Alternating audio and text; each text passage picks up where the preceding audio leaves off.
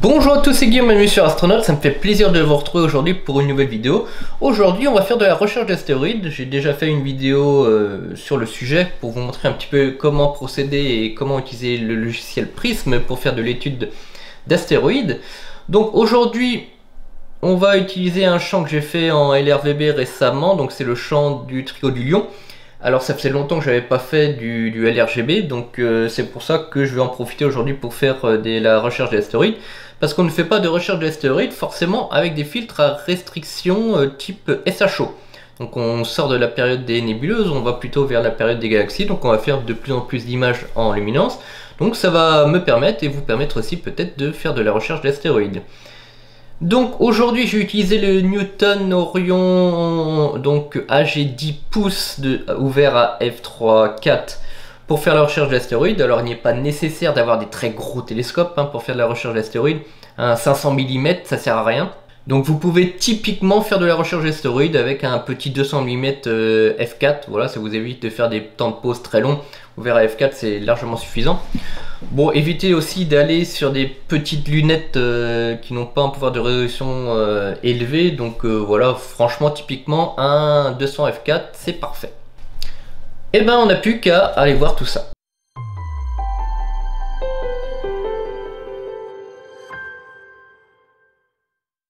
Alors, voici le champ de l'image qu'on va utiliser. Donc ici, vous pouvez voir que, en fait, on a les deux galaxies. On a même des petites galaxies ici dans le coin. Alors, comment on peut déterminer s'il y a des astéroïdes sur notre photo? Eh bien, la première chose que moi, du coup, de toute façon, je fais à chaque fois, c'est étudier et trier nos photos avec le blink ou de Prism ou de PixInsight ou de tout autre logiciel qui est capable de le faire. Donc, le principe, c'est ça. On va aller dans Process, All Process, on va aller dans donc, le petit blink ici. On va ouvrir nos photos et blink, il est très pratique parce qu'il va nous ouvrir voilà, nos photos. Et puis on va tout simplement aller sur la première et puis on va aller passer comme ça nos photos en revue. Donc on va pouvoir voir des choses qui changent. Mais c'est comme ça qu'on peut se rendre compte s'il y a des petites voilà, des petits points qui vont se déplacer dans le champ. Voilà, alors c'est pas la façon la plus pratique, mais c'est souvent comme ça au final que j'arrive à déterminer si j'ai des petits points qui se déplacent dans le champ.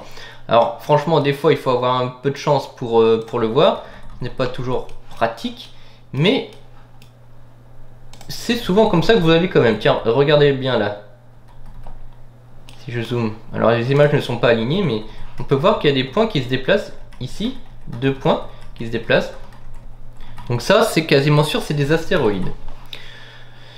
Donc là on est déjà certain qu'on en a sur nos photos. Donc on va passer sur une méthode un peu plus automatisée et puis pour savoir aussi si c'est des astéroïdes qui sont déjà connus ou pas connus. Donc pour ce faire, on a le logiciel Prism ici. Donc on va aller dans Analyse, Recherche automatique des astéroïdes. On va prendre nos... on va en prendre que 4, ça ira plus vite. Alors dans les paramètres ici on n'a pas grand chose à changer, sauf ici le seuil ADU. Si vous avez des caméras qui ne sont pas en 16 bits en sortie, et bien il va falloir changer ce paramètre là. 16 bits, on a 65 532 valeurs. Bon voilà, on laisse une petite marge là, je crois le logiciel a mis ça automatiquement. Ok, ça c'est bon. Ensuite, recherche d'astéroïdes. Alors ici on va mettre 150, je crois que c'est les paramètres de base. Distance minimale, donc on a 1 seconde d'arc pour la détection.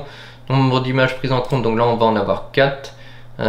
Et puis le reste, voilà. Donc bien cocher ces cases là pour la confirmation des astéroïdes par blink. Voilà. Paramètres d'astrométrie, GCACT, ok. Taille sous l'image, taille en seul de la sous-image de segment.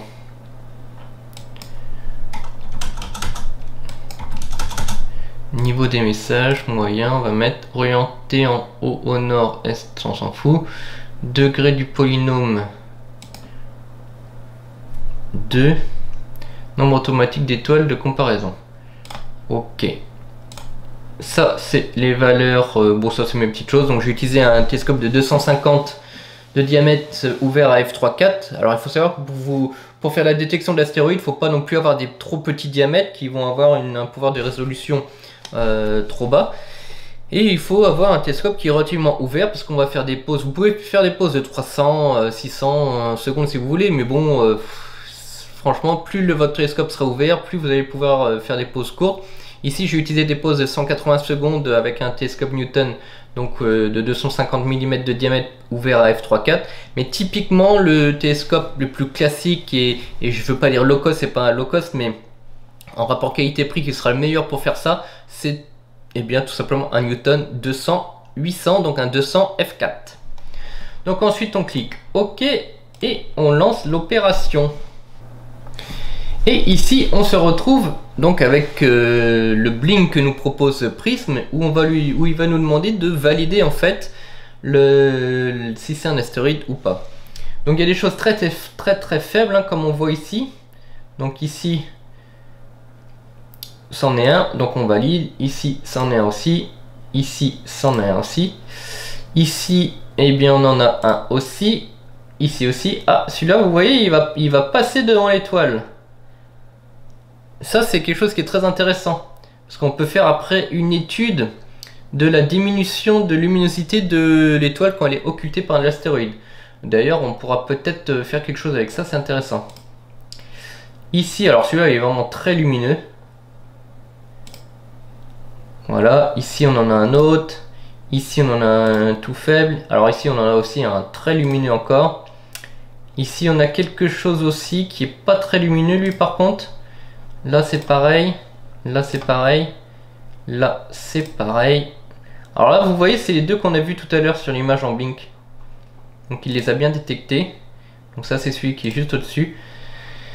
Là encore un beau petit, celui-là il est pas très, il est assez faible. Et voilà. Donc ça c'est la vitesse des astéroïdes.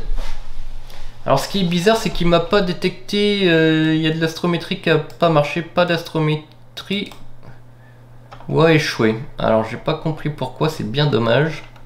Bref, c'est pas grave. Donc maintenant le but c'est de les afficher un petit peu sur nos images pour voir en fait où est-ce qu'ils sont sur notre image. Donc ce qu'on va faire, on va ouvrir une image. Hop, on va prendre la numéro 1 par exemple. Ici, on va changer un petit peu la visualisation qui, j'avoue que Prism, ils sont pas vraiment bons pour ça.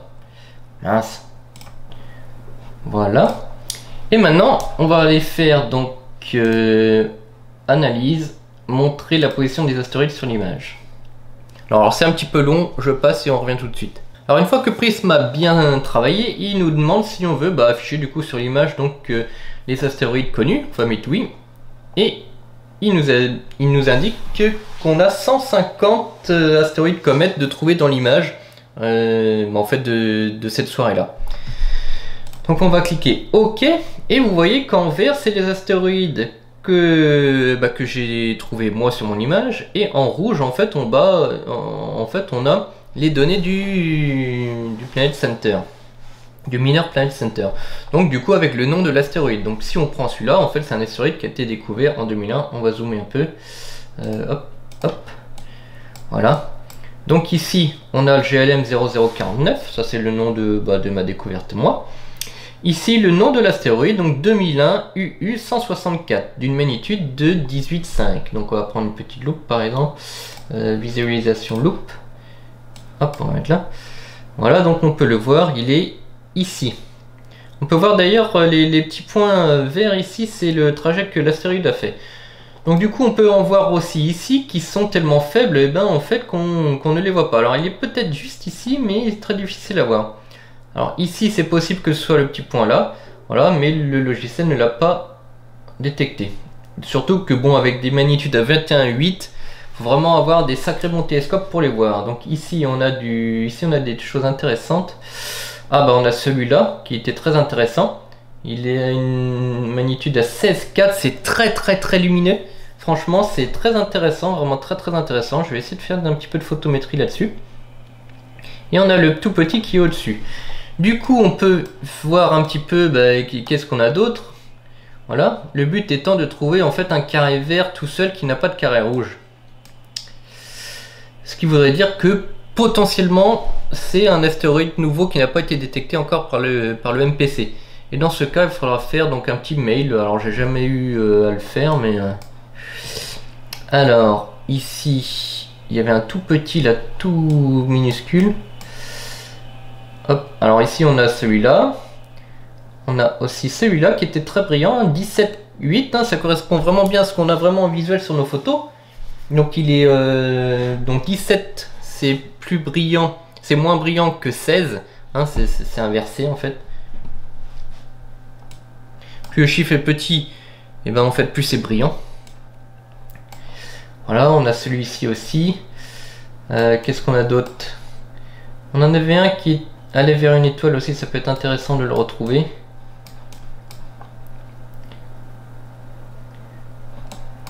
Ah, alors ça c'est intéressant. On aurait quelque chose ici. Alors en plus c'est vraiment pas lumineux et on n'a rien dans les catalogues. Ouais, on n'a rien dans les catalogues. Après je me méfie souvent de ces choses-là parce que on reste encore proche des bords et des fois j'ai toujours peur que ça crée de la merde. Ici c'est tout faible. Voilà. C'est peut-être ici qu'on a une occultation. C'est pas impossible. Ah, et là, alors là, là on a 1 et 2. Alors là, il y a des choses intéressantes sur cette image parce qu'on peut remarquer qu'on a déjà 3 carrés verts, 100 carrés rouges, dont celui-ci qui est assez flagrant ici. Alors par contre, il y a 2 petits points. Alors peut-être, vraiment je dis bien peut-être que c'est pas un astéroïde, que c'est vraiment autre chose. Et dans ce cas, le Planet Center devrait dire que c'est rien du tout. Mais franchement, là, je crois que ça va être la première fois de ma vie que je vais faire un mail au Major Planet Center. Alors, au Minor Planet Center, au MPC, pardon. Mais je pense que je vais le faire et forcément, je vous tiendrai au courant de l'avancement de cette petite affaire parce que franchement, je trouve ça extrêmement intéressant d'avoir du vert sans du rouge. C'est la première fois que j'ai ce type de données. Donc, en plus, j'en ai 3. J'ai celui-là qui est relativement flagrant. Alors ici c'est pas facile à détecter, donc je vais les noter ceux-là. Et il y en avait un autre par là je crois, ici. Alors ici c'est pareil, il est là, mais c'est franchement pas flagrant. Alors ici, et puis ici c'est hyper intéressant. On a celui-ci, très brillant, et celui-là qui est moins brillant, mais on a vraiment des astéroïdes très intéressants. Je vais les noter les numéros. Voilà, on va peut-être faire une photométrie après là-dessus. Donc GLM 0039, donc c'est le 2000 JQ 24 à 17,8 de magnitude. Et on va peut-être voir aussi ici. Ah, j'ai pas le... Je pense que celui-là il va droit ici, mais bon. Bref, c'est pas bien grave. On a quand même trouvé des choses intéressantes. Donc ce qui va être intéressant de faire maintenant, c'est d'envoyer nos données. Donc les données c'est ici, donc on va avoir les découvertes. Donc entre autres lesquelles c'est le 36 et 34. 36 et 34, donc 36 et 34, on a ceux-là qui sont très intéressants. 34, 35, 30, voilà. Ceux-là et ceux-là qui n'ont pas l'air d'être connus, donc je vais envoyer tout ça et puis bon, j'espère pouvoir vous annoncer des bonnes petites nouvelles, on verra. Déjà s'ils répondent, j'en serai déjà très content. Donc je vais envoyer les données, je sais même pas encore trop comment ça marche, mais bon, j'espère pouvoir vous donner des nouvelles ou dans cette vidéo ou un peu plus tard si j'en ai. Déjà s'ils répondent, je serai déjà très content. Alors on va aller sur le site du Minor Planet Center, j'y avais déjà été, donc franchement j'ai jamais fait, mais je pense qu'il faut aller dans Contact. Data Product, Observation, et puis on va leur faire un petit mail. Ça va être super intéressant de voir ça. Alors si j'ai des nouvelles dans les prochains jours avant le tournage de cette vidéo, eh bien je vous mettrai les résultats là maintenant tout de suite.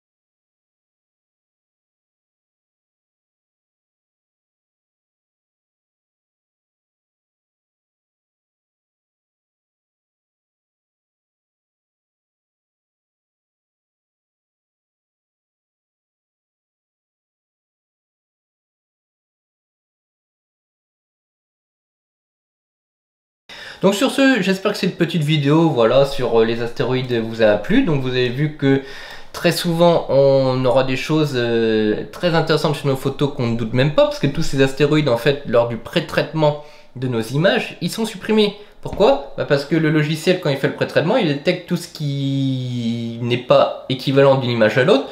Et comme les astéroïdes bougent sur l'image, et ben en fait ils sont détectés comme des pixels chauds, des pixels indésirables, et ils sont tout simplement supprimés de nos images. Donc on ne les retrouve plus après sur notre image finale. Donc c'est pour ça qu'il faut travailler sur des images brutes et non pas sur des images intégrées. En fait, de toute façon, intégrées, ça ferait qu'une image, on ne pourrait pas détecter des astéroïdes. En fait. Donc voilà. Le mieux reste quand même de pré-traiter vos photos avec les Dark Flat Offset. C'est mieux. Là, c'était pas le cas, mais ça marche quand même, vous pouvez le voir. Et puis, vous voyez qu'on a des choses très intéressantes sur nos photos. Et sur ce, je vous souhaite à toutes et tous un bon ciel. Et n'oubliez pas le pouce bleu, l'abonnement, la cloche. Et à bientôt sur Astronaute.